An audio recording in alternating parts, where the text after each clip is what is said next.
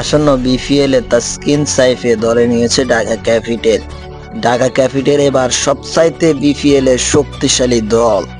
হ্যাঁ দর্শক, চলুন একটু বিস্তারিত আলোচনা করি।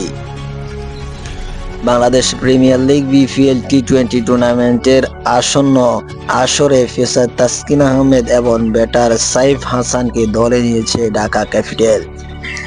সামাজিক যোগাযোগের মাধ্যমে ফেসবুকে নিজেদের অফিসিয়াল পেজে এক পোস্টের মাধ্যমে তাসকিন ও সাইফকে দলে নেওয়ার বিষয়ে নিশ্চিত করেছেন ঢাকা ক্যাপিটাল।